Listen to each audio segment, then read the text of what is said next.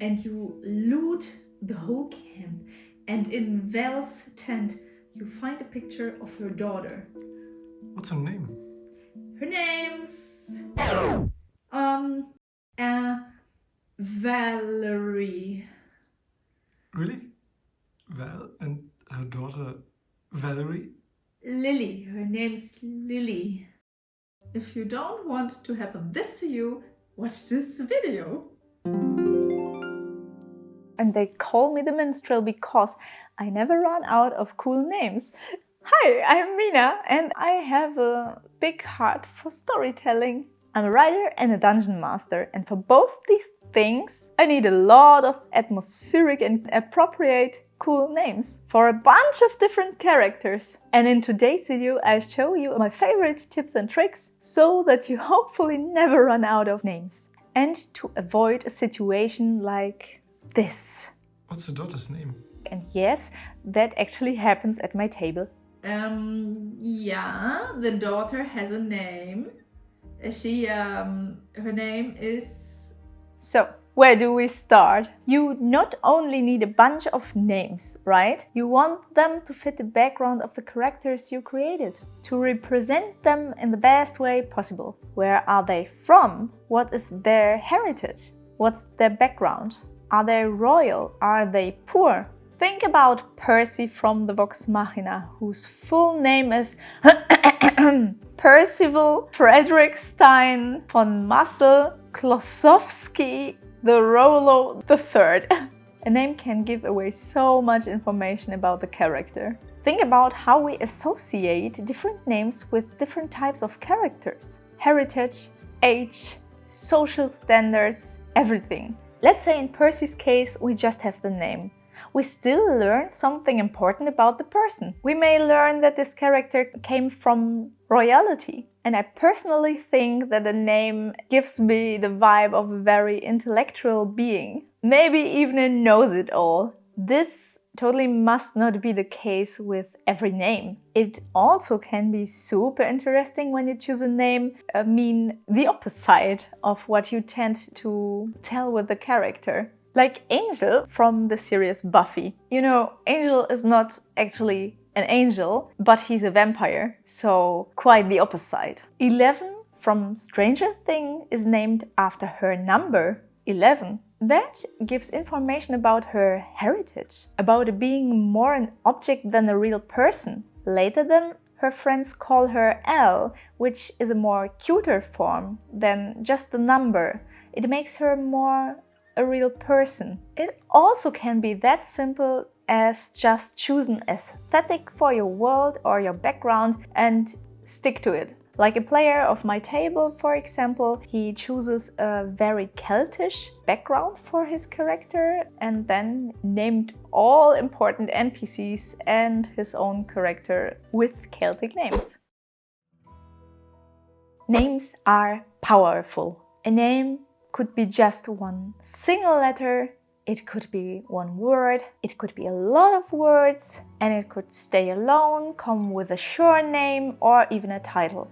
Some stories also play with the true name trope, where a true name is a good kept secret and the one who knows it really has the power over its owner. That's the case, I believe, in the Chronicles of Earthsea, I think. Definitely in the Folk of Air trilogy and also in the fairy tale Rumpelstiltskin, you say in English, I think. Great, you have some ideas now. But where can you find this many names? Well, you can come from many different angles and I will show you how. Here I will show you 6 ways that always work for me.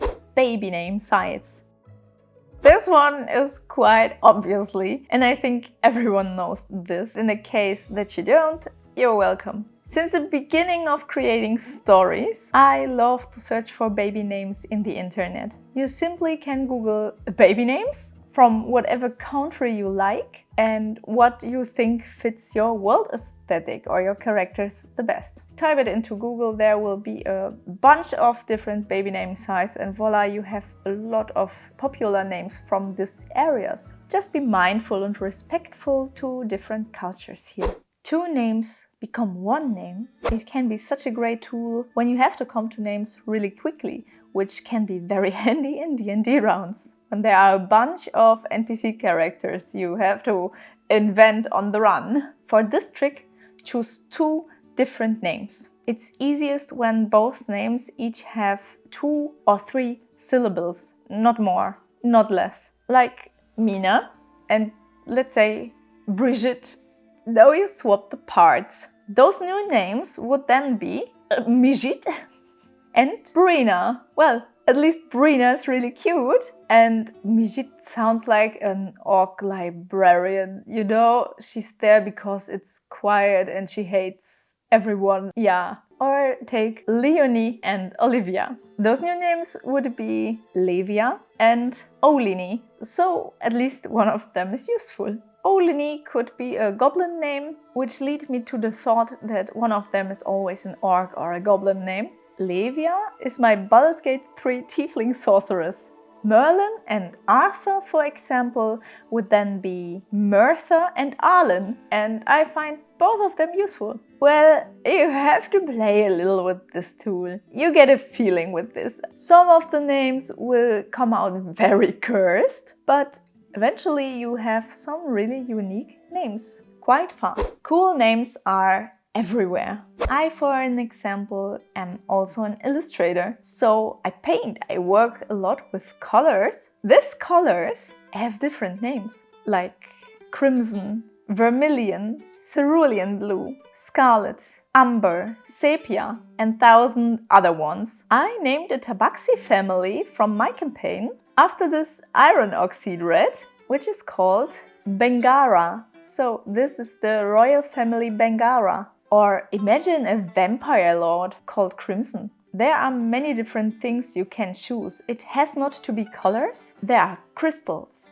plants, insects, mushrooms, botanical animal names, mythological names, historical names, constellation names, and of course the colors. You can get really creative with this one and think about things you like. See what the internet says, how many different names of one kind came together.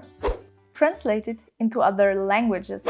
Not only could different things inspire your names, you could also translate them into different names, into different languages. I have created an NPC for my campaign, which is a devil and a bard. I called him Arian Silvertongue. And actually, I didn't knew that you can say silver-tongued devil, that this is a thing, which makes the whole thing more funny. But I typed some random words into the Google translator for Welsh, and it told me that the word for silver in Welsh is Arian. So I wrote this Arian with silver, then I read it as a whole and thought, Arian silver, bard, silver tongue, why not? And so Arian Silvertongue was born. I love his name. Indeed, his name means silver tongue. The devil is in the details, my friends. For hunters, you can try different animals in different languages. For a sorceress, maybe her favorite crystal would be nice. For an evil character, a shadowy vibe can do it. Sometimes I also choose the name because of the meaning. Think about what you can come around when you think of your character. I have another NPC in my campaign and she is an evil drow sorceress. I called her Nocturna. This name comes from Latin, means darkness of the night. Sounds very metal and fits this super evil antagonist perfectly.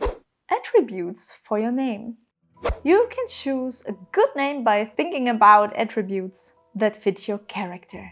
A quick-tempered character can be Storm, or a beautiful character's name, when beauty is an important part of this character, could be named Belle or Glinda, which means beautiful. Think about Final Fantasy and how every character's name means something. Sephiroth, for example, you know, this one-winged angel, I think is something angelic. Jester from Critical Role's Mighty 9 campaign is a cleric from the Trickster domain. So she paints dicks everywhere and plays pranks. The name Jester fits really perfect.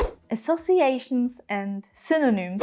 Sometimes I have a very specific vibe in mind for a particular character. And in my special case, I associate different letters with different colors, with different moods. There is a name for this, but yeah, maybe you can try it too. Maybe you associate something specific. In my case, an A is blue. And when you Google blue, you learn that it is a very melancholic and quiet color. Maybe a little wise even. So, Arwen from Lord of the Rings with her blue dress and her quiet and wise and timeless personality. This is a vibe, you know? And sometimes I also try to find a name that captures such a vibe I have for a character. There is a lot of color psychology in the internet. You can learn a little bit about this and get inspired by it. Let's say you have a very angry character here. Then the color red may fit for the vibe because it's associated with anger and fight and blood. Let's say you have an aggressive, quick-tempered character here. You can associate from the color red like fire because it's also very hot-tempered. And then you can find synonyms for fire. You can type names that mean fire into Google and see what comes out. You can also make those words into real names. Ash could be Ashalia and flame could become Felima. Play with existing names. You can play with reading names backward. So, from the anime Van Helsing, the vampire is called Alucard. It is an old anime, I don't know if you remember, but his name actually is the backward spelling from Dracula. It is a very fitting name for a vampire character.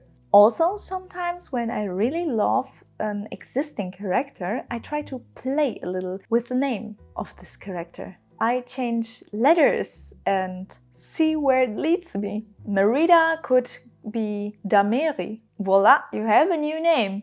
Also, you can steal a syllable from a character, like the Wen from Arwen or the Est from Asterion. Say hello to Silaven or Estrel. That could be your new characters. You could also play with random letters. Type random letters into your writing program and try to pronounce them. And did you know that the name Elphaba, you know, the wicked witch of the West, was actually created because the writer, he uses his initials. So, the writer of The Wizard of Oz, Lyman Frank Baum, becomes Elphaba. That were my favorite tips and tricks. And I think there are even a bunch of more tricks. So play a little with those tips and I promise you have a great name list in no time. I also highly recommend to actually write a name list, to write your names down and create a list with a bunch of different names. So you can come back to this list whenever you are writing a story or DMing a campaign. Sometimes you need very quickly a few names and then you have not the time to search or think about them for a long time. I have also a very long list, or I have multiple very long lists with character names. I find cool and useful, but I have not yet a character to be named, so I write them down. So, I hope I could give you some useful tips in here. And if you have another cool tips, let me know in the comments because I love finding cool names for my stories and campaigns. And also, you can write me your favorite name and its story. Good luck by finding the best names. We will see each other in the next video. Bye! And then you shoot Val. And she dies. But you find a photograph. No, schon wieder. Okay, you killed the poacher Val and now you're searching through their camp. And you find a photo. No. Photorealistic painting? photorealistic painting of her daughter.